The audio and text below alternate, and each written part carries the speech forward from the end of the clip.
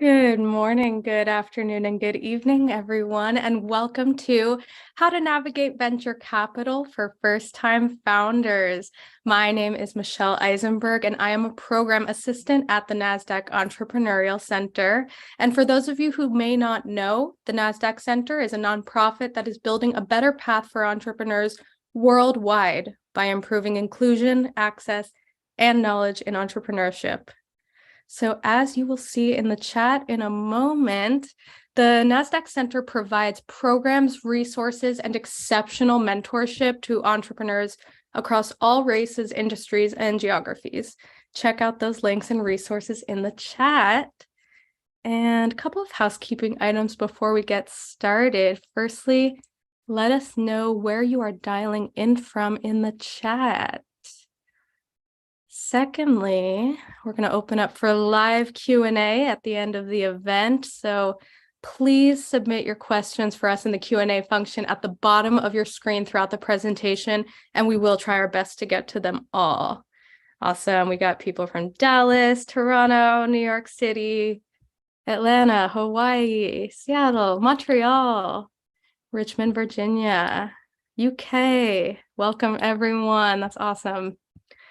And none of what we do would be possible at the center without all of the amazing support from our sponsors, including NASDAQ, Lehigh University, Bank of the West, Airbnb, KPMG, Wilson Sonsini, Woodruff Sawyer, Microsoft Entrepreneurship for Positive Impact, BPM, and HubSpot for startups. We are humbled by their contributions and hope you are grateful too.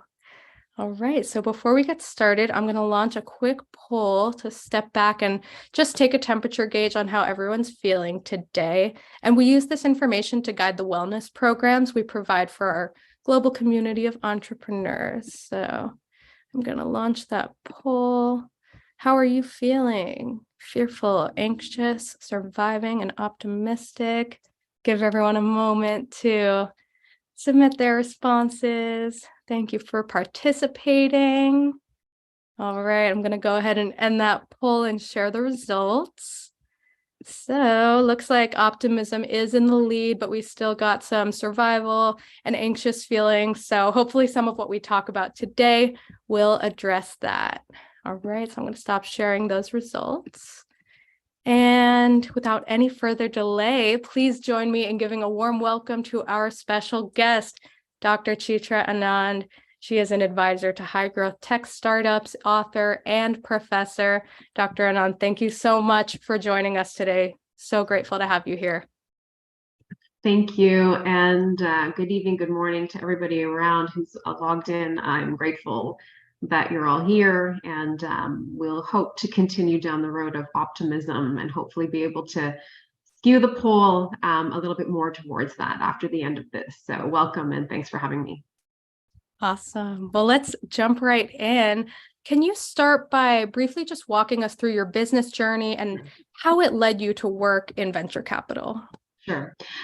So I have a background in the tech space. I actually grew up in corporate North America, if you will. So a lot of my time I spent, I started my career with a software company out in Waterloo, Ontario, which is called OpenText. In the tech triangle there, I spent about 10 years at another corporate named TELUS, which is probably the equivalent to Verizon, if you will, in the US.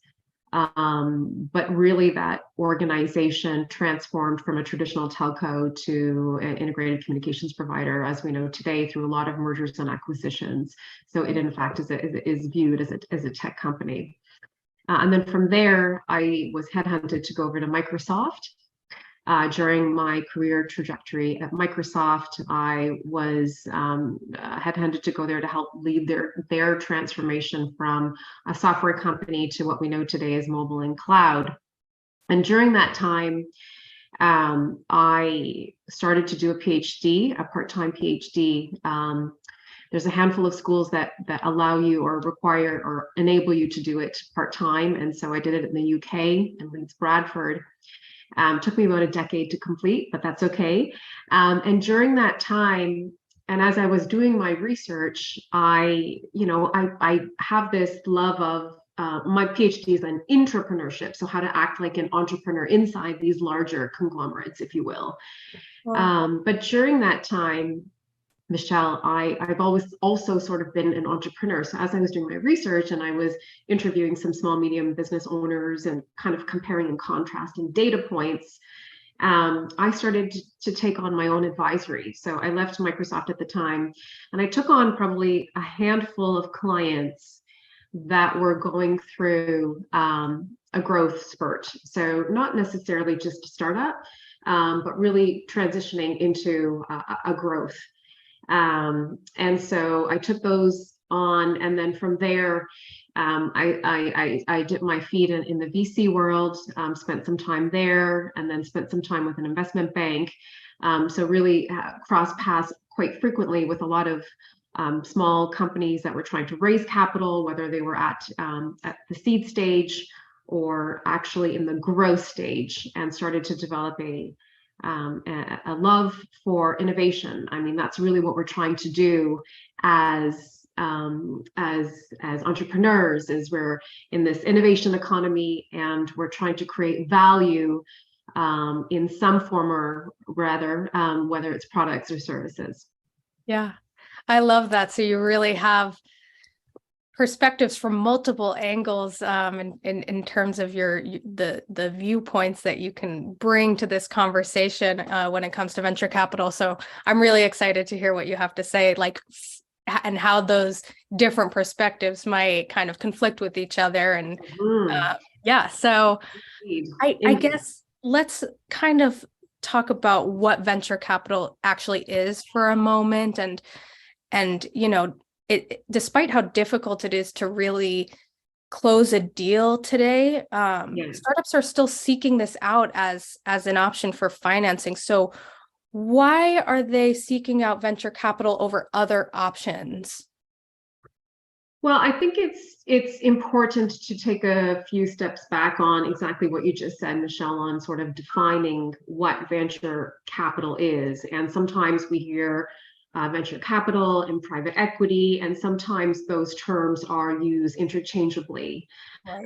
And VC is certainly a form of private equity, but the main difference is that while private equity prefer more mature, stable companies, a VC can come in during that same sort of startup phase and whatnot. Right. So I think it's quite interesting because the companies that I have advised have been sort of in three buckets. Number one, they were bootstrapped. Yeah. So they got no funding and no VC at all. And so what's interesting about that, and when working with these founders and CEOs, is the following. Anytime you bring in an investor, you give up a certain amount of control over your business. And so a lot of these founders and CEOs that I had the privilege of working with didn't want to do that. Right. And they bootstrapped, raised their own money, found ways to do so, and still maintain that control. And, we're able to, realize revenues of 50 million plus, and one of them actually hit 100 million, which is remarkable. Absolutely remarkable. Yeah. Then there's another organization where I advised, which was an AI company that did a series a raise, and they required that to make an acquisition. And then the other one was simply around also doing raising money in the public markets. Right. So I find it really interesting because we romance and romanticize the VC world. Yeah, absolutely. We really do, which is, we think that these people and these organizations are heroes, and, everybody wants to get funded. Everybody wants, thinks that they've arrived if they've raised a certain amount of capital. My observation is, there's two schools of thought. Founders that are obsessed with raising money. And number two, founders who are obsessed with building a business. And I prefer and would advise on the latter, because really what we're trying to, and sometimes what happens is we lose sight of that, right. Is that we become so caught up in this, venture raising type of mindset that we forget. It's almost like a vicious cycle. You do the first round, then you do the second, you do the third, and then you almost lose sight of why you're actually raising the capital. That I would advise is that really get obsessed with building a business. And we get stuck on this rock star mentality of becoming a unicorn status and raising all this money, et cetera, et cetera.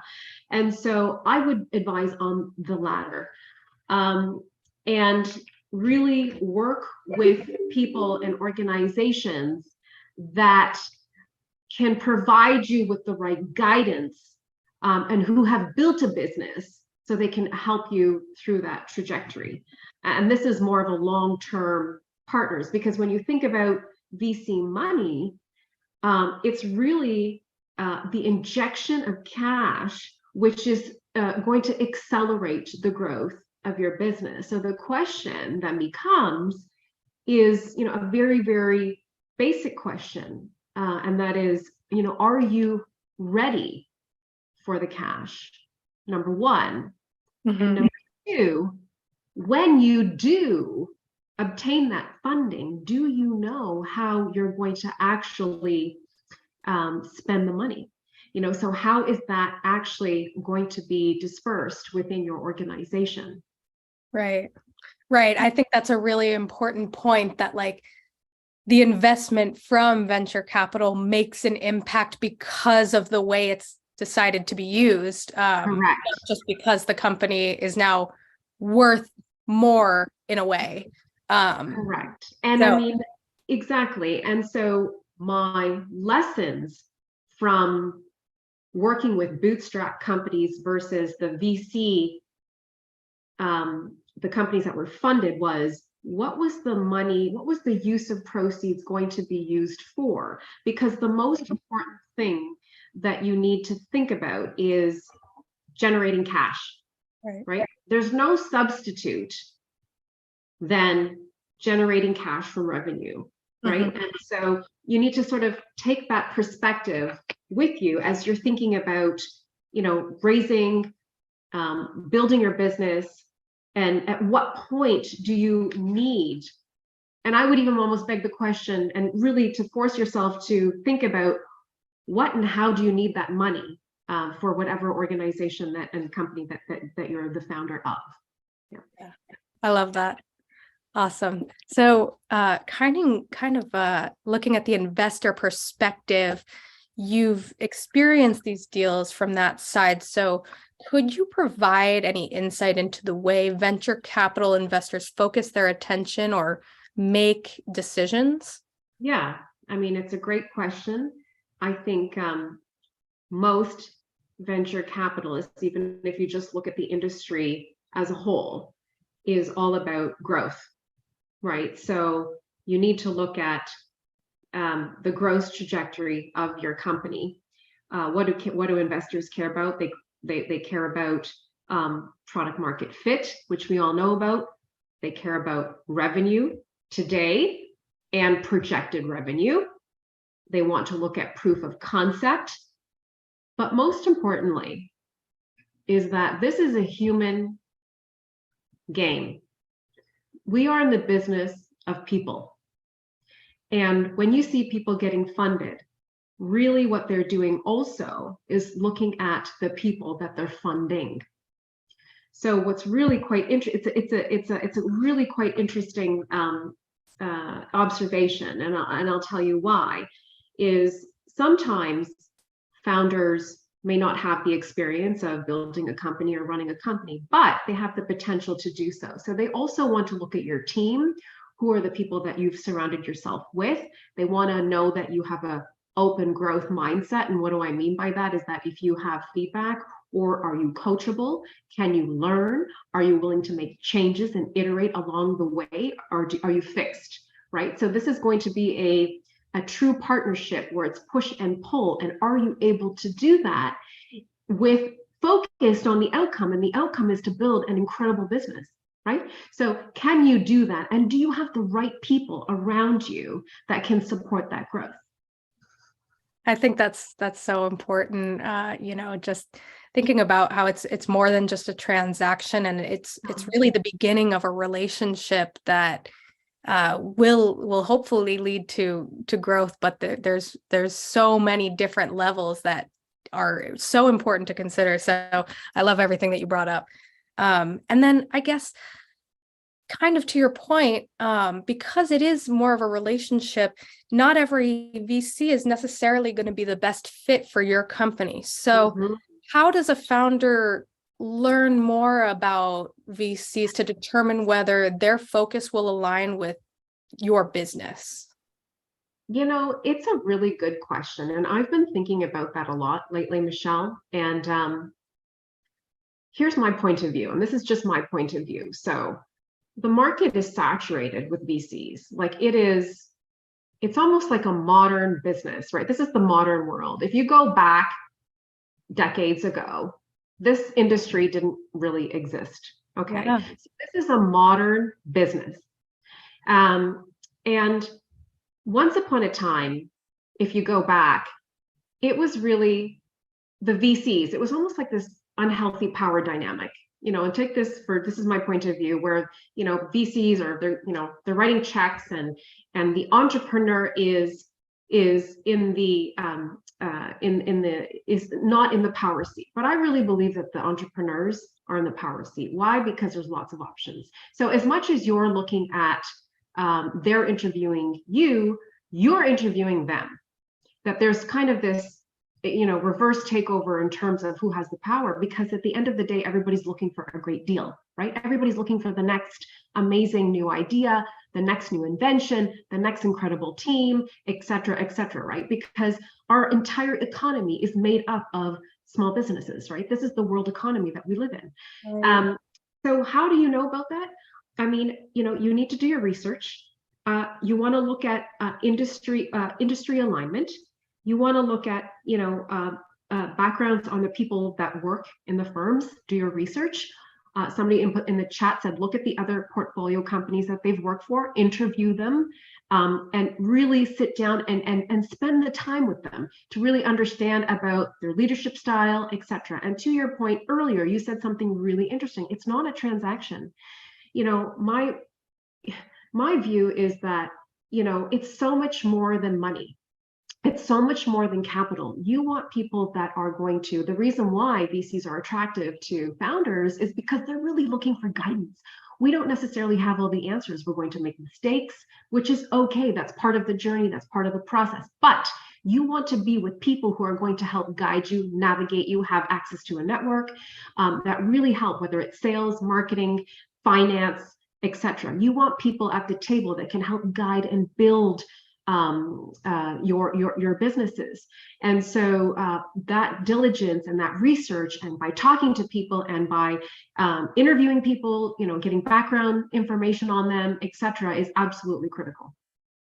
I love that. And that kind of leads me to want to ask you about due diligence in particular. And, what are the kinds of things that can happen when due diligence isn't done properly on either party's part? And, what are some of the things that they will want to review to do a proper due diligence? Well, you know what? That's the number one problem today. And we tend to make Netflix documentaries as a result of them. Right? Okay, Also because diligence is not done, right? Yeah. Like, I mean, the fact of the matter is business is built on trust. And so while you might see your friends and et cetera, your network investing, et cetera, we automatically trust and assume that, it's a good investment, or they have the right people at the table, et cetera. But, it's incumbent upon yourself really to do diligence on the firm, but the firm's going to do diligence on you. So those background, that research is incredibly important. And I would say maybe, 4 top things that I would say. Number one is the people. I said it earlier.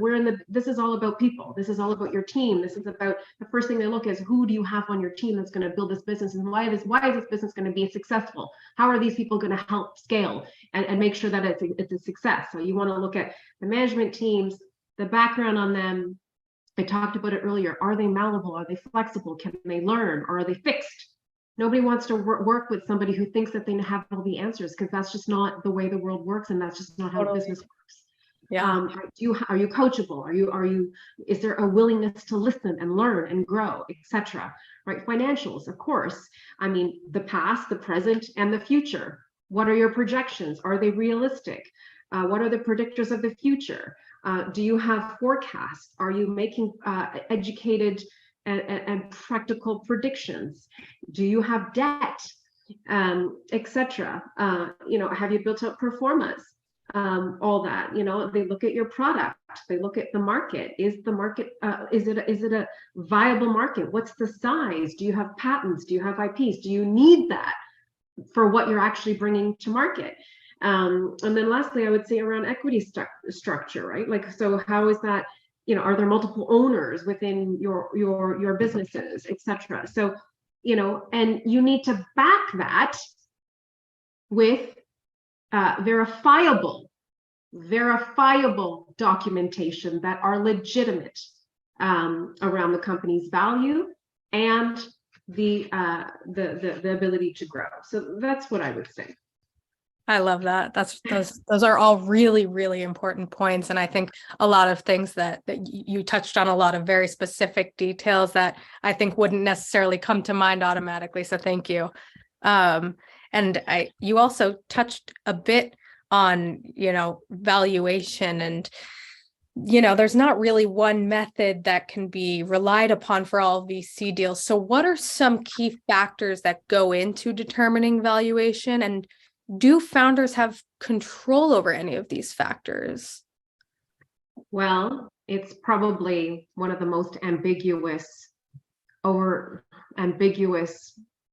things that we talk about, right? For valuation, and you hear about, some people that undervalue their business, or some people that, the valuations are just ridiculous. And, I'm a simple person, and I think that sometimes we need to go to very back to basics, and it comes down to revenue, cash flow, Yeah. and your growth rate. End of story, right? So, looking at projections, etc. Again, as I said earlier, those need to be verified by some legitimate circumstances in order to to say that this is a real feasible state of being.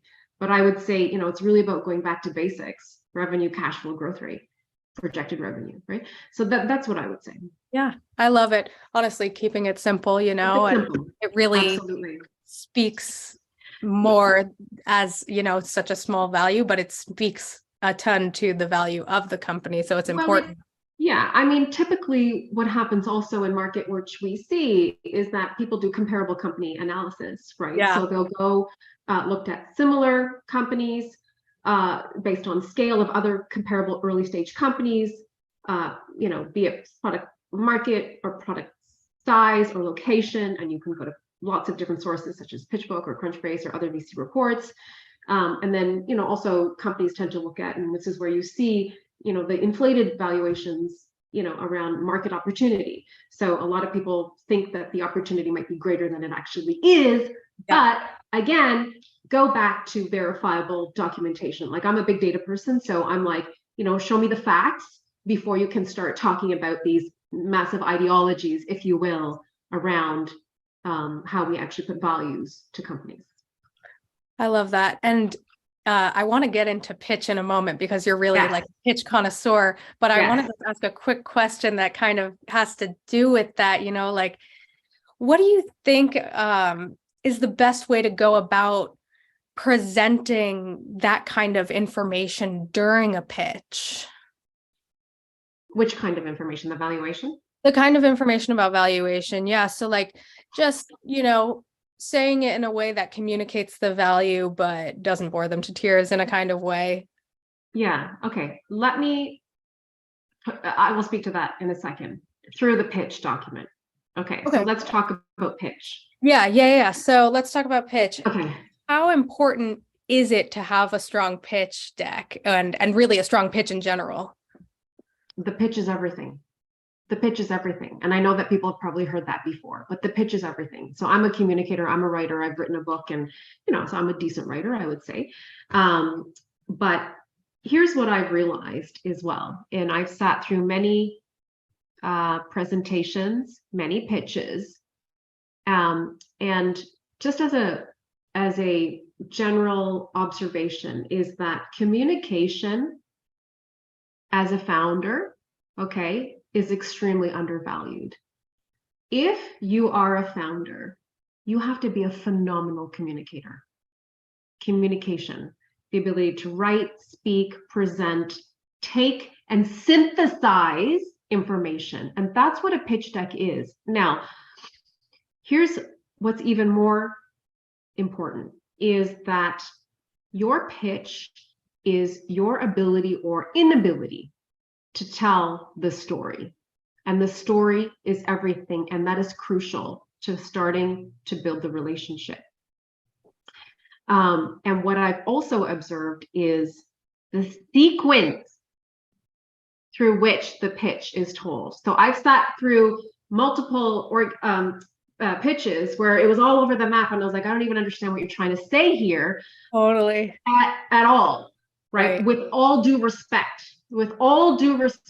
is the order is completely mixed up, right? So when you think about a story, there's a beginning, there's a middle, and there's an end, right? Yeah, absolutely. Absolutely, right? So you have to also think about that sequence, and that's really important. And I'm happy to share what my perspective is on a good sequence, and then you can iterate from there. So I would say the following. Always start with a thesis, okay? At the beginning of your deck, something that's emotive, something that you're trying to, some kind of key takeaway message that captures the company's essence, a thesis of what it is that you're trying to do. Okay, number one, you need to start off with the problem, right? We talked about, I saw in your opening video, is that everybody's trying to solve problems, right? But what you want to do is really introduce your business and your company by what is the problem that you're trying to solve for a particular audience, a particular industry. Number one. Yeah. Number two, what is the solution that you are proposing that you want to solve through whatever it is that you're offering, and why are you positioned in the best possible way to solve for that? That's number two, right? That's your positioning. Then you want to get into your product features or services. You want to talk about the market. You want to talk about the competitive landscape. You want to talk about your operating model. And then, to your point, you want to talk about traction and your projections. What are you projecting? Because that's when you're going to be talking about a little bit about valuation, is that we're here right now, but here's what we're projecting based on this market opportunity. Yeah. Then you want to introduce your team, and then you want to talk about the funding ask and the use of proceeds. So you set it all up now with all that excitement, and you want to build that excitement. Here's our ask, and this is how we're going to use those proceeds. And so it is probably one of the most important things that you'll ever have to put together. So that's sort of my proposal in terms of the structure. I love that. And you kind of touched on this a little bit, but how important would you say lived experience is to kind of positioning yourself as that person who's qualified to be solving this problem? It's a very good question. I need to think about that, because I guess your point is, Michelle, is like, do you need to be an expert, or do you need to have had a direct experience in order to be an expert in that industry, right? Mm-hmm. Maybe not. Maybe not. Right. Maybe it's something that you deeply care about. Maybe it's something that you're deeply interested in. Maybe it's something you're deeply passionate about. So I don't think that you do. Okay. I believe that skills and capabilities are all transferable, regardless of what industry in, because regardless of what industry in, we're all in the business of solving problems. So we can take from different industries. Yeah. and somebody just said, if you're not an expert in that, yeah, you can satisfy that through your board, absolutely, or other people on your team, right? You can still have, right? So think about it from a whole, it's a holistic view, and the founder cannot be the end all be all, right? So don't put pressure on yourself to be that person. I love that. And so you kind of mentioned how the story is so important, and when that story isn't delivered in an order that makes sense, that can have an impact on the deal. So what are some of the other biggest mistakes that founders make during a pitch? In my experience, we've given guidance on go back and fix the pitch deck, and these are some of the things that you want to think about. I would say that founders sometimes ask for money when they don't necessarily need it. Yeah. So, I would encourage people to take a few steps back and think about, at what point do I actually need money? I remember I talked about that too, being obsessed with the business versus being obsessed with raising capital. Right. It's a slippery slope, right? I mean, we've all heard stories, and I was just in New York a few weeks ago meeting with a CEO who had a bunch of founders that raised, hundreds of millions of dollars and blew through it in less than a year. Yeah. I think that's a tragedy, in my humble opinion. So you want to think about, at what stage do you need money, and what do you need that money for, and how would you actually use it? So I think that's probably one of the most crucial questions to ask yourself is, do you actually need the money? And, it's a very humbling question, right? Because we have romanticized this whole ecosystem of entrepreneurship and VC. It's sexy, it's hot. I raise this capital, I raise that, but then what, right? We only have less than 10% go from seed to Series A. There's an 80 to 90% failure rate of startups. Right. That's high. So we need to start asking those questions, and we need to hold ourselves more accountable for that. Yeah, I love that. It's the way that the money is used, and not just having it sitting there. It's so I've arrived, right? I love it. Awesome. So someone in the chat was mentioning the board of directors. So yeah, how important is it to venture capital investors that a business of interest has a board of directors, and how would you go about first building one? Yeah, I mean, board of directors is important, even having an advisory board, right? Because you want these people to help with management structure. You want diverse perspectives. And somebody in the chat wrote that if you don't have certainly that expertise within the people that you've hired, you can defer to these people to help guide you, right? So it is a form of management structure. Typically the formula is, and this is just, it's sort of what's people we've talked about is maybe 3 to 5. I'm not a big fan of big massive teams. I think that the scrappier the better, because like I said, it holds ourselves more accountable to actually deliver output. So 3 to 5 I think is healthy. You want the right people. You want people that believe in your team, in your product, in your service, in your capability, in your vision, in your potential. You want people, and I talk about, there's a big push for diversity of boards, and I agree with that, obviously, and you want that to be diversity of thought, whether it's different industries, whether it's disciplines. So somebody who's an expert maybe in finance, maybe somebody who's an expert on sales and marketing, because you certainly need that, because there's a commercialization that's absolutely key to your business. A marketing person, and maybe as you mature in terms of your org design and org structure, you could look at somebody who has a background in HR that can help guide in terms of talent acquisition and maintaining some top talent. I love that. And so as companies are kind of moving through various series funding rounds, how you kind of touch on this a bit, but how might founders think about growing and evolving their board of directors?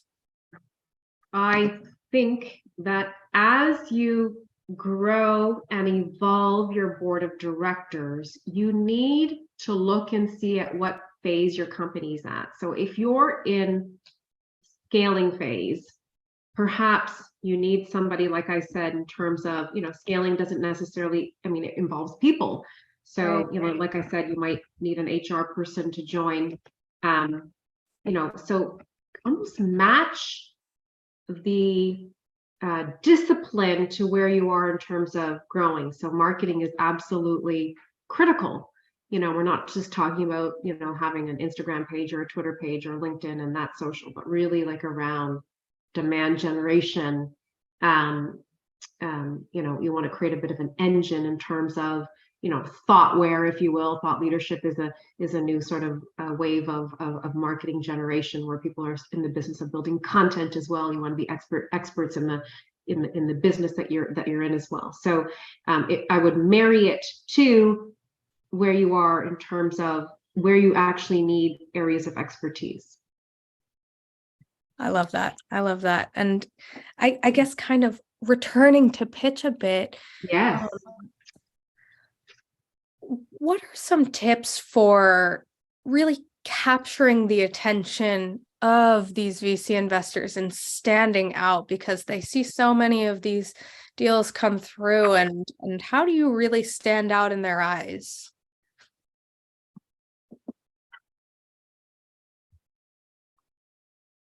Okay, it's a very good question.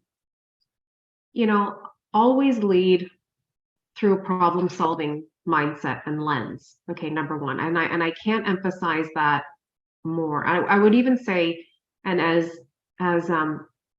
obvious as this may sound, is invest in good slideware.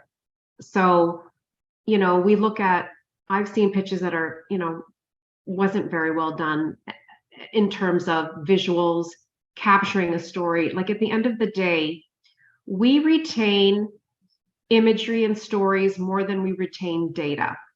Okay, because that's just how our brains work. So when you're listening to a pitch and you have too much copy on a slide, don't do that, right? You want to be able to, your slideware is really about the visual enhancement of your story, and how you tell that, whether it's through beautiful imagery, some data, think infographic data, right? Key things that you want to show. Obviously, numbers, you absolutely want to show that. But when you're actually trying to set it up, you want to create some tension. You want to create some interesting tension with your audience, and you want to back that by data. So that's why I said communication is key. Being able to communicate that in a compelling way, that's a skill, that's an art. So that is why I encourage you to invest the time to flex that muscle. It is absolutely crucial. I love that. You said something that kind of made me think about how you want them to, you're kind of leading them through the journey that the customer is going through when this need comes up. So it's like, you want them to first understand that this is a problem. And then you're like, I have this amazing solution. And it's all part of that laying it out in the right order. So I love that. And I think the visuals can totally make such a big difference in terms of standing out. So that's great. And just another thought on that, as you were talking, Michelle, if I might, is there's a lot of value in providing context. Yeah. Context is the queen. Providing context to your business helps you rationalize why you're doing what you're doing. Right. So, we talk about, the sustainability of companies in today's highly competitive global economy. Mm-hmm. The reason why companies are failing as well, obviously because of many different things when you look at startup, but it's also because of relevance. It doesn't mean anything to anybody anymore. Yeah. So in order to provide context, you are providing a worldview meaning I am doing this, whether it's an AI company. I did work with a brain health company because we're in a mental health crisis. Right. I did some work for a manufacturing SaaS company. You want to provide context. Why am I doing what I'm doing? Why? Because this is what's happening. Everything that we do in our companies and businesses is the North Star, or what helps us provide context is, the world economy, culture, sociopolitical issues and problems and opportunities. But culture and what happens in the world is what dictates business. And so we need to take those insights and provide context to our investors to say, we have thought this through, and this is the business rationale for why we've come up with this problem, or this is why this problem exists. It's very important.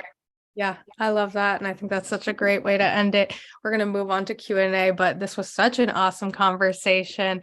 Thank you so much for providing your insight. It was incredible. Before we launch into Q&A, we're going to launch one more poll. So please take a moment to let us know what is keeping you up at night. I'm going to launch this poll. Got finance, sales, marketing, scale, pivot, team, and surviving. Give everyone a moment to submit some answers. Awesome. Got a healthy distribution across the board. I'm going to end the poll and share the results. Looks like finance and scaling are in the lead, but we definitely have needs in all of these areas. So this information will be used to continue providing you all with new resources related to these needs. So I'm going to stop sharing these, and we are going to move on to live Q&A. So if you have any questions, drop them in the Q&A box at the bottom of your Zoom screen. So let's just kind of do some rapid fire. I'll run through some of these. Somebody asked, how does a founder ensure the valuation is accurate to avoid collateral damages we've seen in markets now?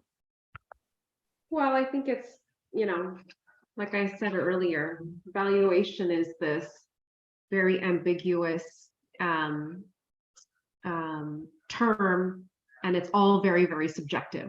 Right. Mm-hmm. So as a founder, you need to have a very honest conversation with yourself and your company in terms of what that valuation is, right? We look at, so I said it before, nothing beats, revenue and cash flow. Okay. Those are the top two. Yeah. Because that's real data, mm-hmm. right? And younger startups are going to have a harder time. Why? Because you may not have revenue. You might not even have a prototype. And that's much more complex. So I encourage you to go to the data and ensure that you report and base it on something that's real. And I talked about that before, is you need to validate it and have reliable data that you can refer back to. And I think a lot of these companies made the mistake of not having reliable data, right? That holds us accountable. And that's part of the diligence process, is to go back and be able to rationalize that information. Looking at the addressable market. What is the market opportunity? And ensure that you can actually validate that with something. So, push yourself and have a realistic view of what that is. Totally. Love it. And you touched on something that kind of relates to another question that's asked here. Are there angels that invest in pre-revenue development tech companies? Sorry, can you ask that again, please? Yeah. Are there angel investors that invest in pre-revenue tech companies? I mean, I think that angel investors, they typically they're typically seed, pre-seed, right? And these people are, individual investors that you may or may not know, who may believe in you and your idea. So yes, The one thing that you and I did talk about, Michelle, as well, is the rise of the family office as well. Yeah, Family absolutely. offices are also, I mean, what's happening in today's view, and this is what I said, this is why we look at a world view, is there's a rise of general wealth that exists in our world. And the rise of the family offices is something that's quite interesting to think about. And these people have an amount of wealth and they're looking to make investments. Why? Because they want to actually fuel entrepreneurship and innovation economy. In fact, the Silicon Valley Bank did a research in 2020, and they've become, the family offices are actually becoming more active in the venture ecosystem. And they're looking at early stage deals. So this is quite interesting because people want to make a difference. And you know, you guys that are building companies that are solving world problems is interesting to these kinds of people. So I would also look at that, and these people are also looking to co-invest. So not, you know, they may pair up with an angel, you know, so be open to sort of the different types of partnerships on how you can bring people together, because people are excited about, you know, making a difference and having an impact and having a contribution to this thing that we're calling the innovation economy. Totally. I love that. That's awesome. Okay, let's see. We have another question here. What are your thoughts on a solo founder looking at venture capital as a financing option? Sorry, say that again. My thoughts on a solo. A solo founder looking at venture capital as an option for financing. Well, here's my thing. I said it earlier. Like, why do you want to go the VC route? Do you have to go the VC route? Do you actually need money? You know, you need to ask yourself that question. Is, you know, you're a solo founder. What's the business? Timing is key, right? Timing is key. Coming in at the right time. Like I said earlier, VC money is typically used as an accelerator for growth. So if you believe that your company as a solo founder is at the right timing for scale and growth, then that's your decision, right? But think about how they are viewed and positioned, and if you are in the right stage in order to go for it. Yeah. That's awesome. Yeah. And I think that's honestly really important for most founders to think about. So that's great. Another question that we have here. How do VCs think about the longevity and sustainability of their investments in the long term? Kind of touching on like the organizations that they invest in could theoretically become irrelevant tomorrow. So how do they think about that when making decisions? Well, it's everything. They don't want them to become irrelevant, right? Or, I yeah. mean, typically for a startup, they're looking at a 10 times multiple, and later stage are looking at 3 times. And typically the holding period for a startup is 8 years versus 6 years, right? So, I mean, obviously they want to ensure they're making a bet, and they want to ensure that longevity and sustainability is absolutely there. And like I said earlier, is that, you know, this money is an injection as an accelerator for growth. Growth means sustainability, right? Growth means longevity. So you have to look at the fundamental definitions of the word, right? So you need to use that in its literal sense and be able to go for that, right? Yeah, I love it. This is a really interesting question. What can you talk about one of the best pitches you've heard and what made it so impactful? I'm sad to say I haven't heard a great pitch. Okay. I haven't heard anything that was like, wow, that's amazing. I haven't, because I do think that, like I said earlier, the structure that I provided, I even think I read an article about this a while ago, years ago, that your job as a founder is to be a communicator. Okay. Do not discount the skill of communication. It's a skill. And if it's an unflexed muscle, go flex it. Go starting to think about, watch videos, write, put decks together, iterate, practice a pitch. I'm a keynote speaker. I talk to myself in the mirror. Why? Because you need to get in the practice of really talking about what you're going to say and how you're going to say it and how you're going to connect with people, right? Like it's not silly. Totally. It's the It's skill. You're not, going to yeah, go and ask for 10, 20, 30, 40, 50 million dollars.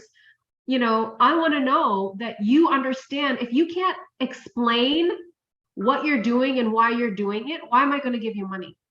The best test is to be able to explain back, right? What do we say in life? That you only know that you've understood something when I can explain it back to you. So if you totally. can't explain to me what you're doing and what you're going to do with that money and how you're going to use it, then I don't have the confidence to say that you know what you're doing, right? So Absolutely. there's some basic life principles that we can apply here. Yeah, that's so great. And got another question here. What is an industry you're following that has gained prominence among VCs recently? Sorry, can you say that again, please? Do you know of any industry that you're following that's gained prominence among VCs industry recently? The VC industry or industries in terms of companies being formed? In terms Sorry. of companies being formed that VCs are interested in. Oh, that VCs are interested in. Well, um, every VC that you will come across will have a particular industry that they're interested in, what be it fintech, right? Be it, you know, some of them are, you know, everybody says every company should be a tech company. Okay, whatever. That's true in essence, obviously, because if you're going to scale, you need technology in order to do that. Sure. You know, if you look at it from a worldview, you know, like mental health has become this massive crisis. I think it's something that is underdeveloped that needs attention um, in terms of VCs that fund it or companies that are actually formed. You know, I think women's health is another one. Healthcare in general is another huge one. I mean, we've just come out of COVID, and one of the biggest things that we've realized as a society and as a global society is that if you don't have your health, then you have nothing. So health, everything's on health, and different forms of health, whether it's, you know, wellness, healthcare, you know, holistic health, proactive health, whether it's brain health, whether it's mental health, you know. So I think that that's definitely an industry that people want to invest in because it's something that is universal to us as human beings. I love it. That's awesome. And so part of what you spoke about in terms of venture capital is like it's not just money, that's they're providing resources, it's a relationship to help you grow. So what are some of the best ways to find a mentorship experience through venture capital and someone to guide you through the journey as you're building your business?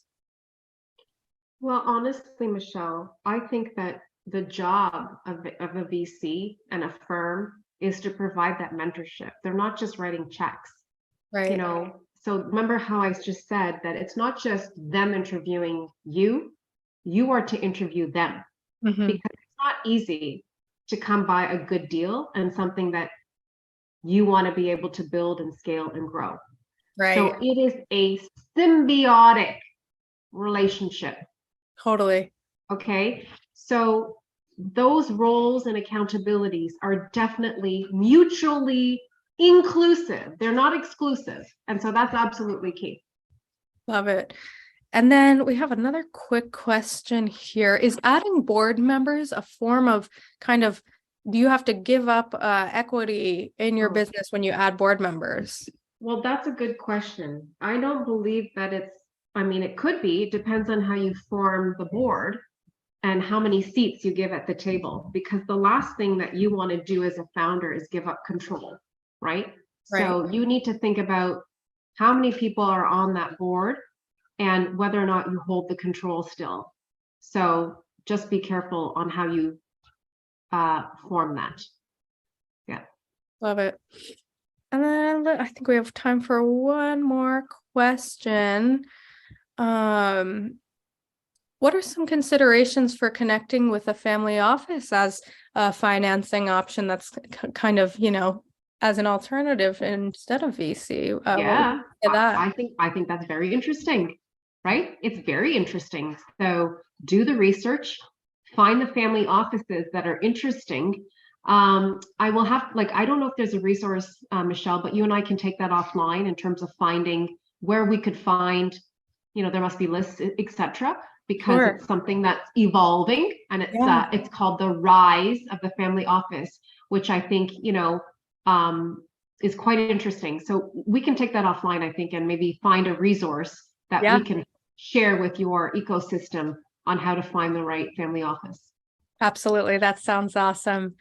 All right. That is all the time we have for Q&A. So thank you so much, Dr. Anand, for taking the time to speak to our community. If you just have one key takeaway for the group before we kind of head out, what would that be? I would say it's the following. I grew up in big companies, right? And then I started advising smaller companies. I talk a lot about in my research and my work about structure and systems. So I would say that no matter how small you are, you want to think about your system and the way your business is set up, the model, because when you have a proper system, that's when you can scale. So I'm not talking about rules or etc. I'm talking about a system, how work gets done, a system in terms of if you're in logistics, how logistics happen. If you're in supply chain, how does that happen? What is the system through which work transcends and passes? Once you have a proper system, then you're ready to inject cash, because then when you go to a VC and say, I need X million of dollars, you can inject it into the system and that system will scale. It's a very, very natural progression. So focus on, and if you walk away as a founder, your business can operate without you. That's the big question you want to ask yourself. There is a rule, there is a reason why we have systems. Systems are used in a way to help organize and make work flow smoothly throughout an organization. And you want to be able to support that growth once you go for your funding. That's awesome. Perfectly said and so insightful. Thank you again so much for taking the time to speak to the community and share your insights. Just such a great overview of venture capital. So on behalf of the NASDAQ Entrepreneurial Center and everyone in attendance, we sincerely thank you for joining us. Thank you so much. My pleasure. Thank you, everybody.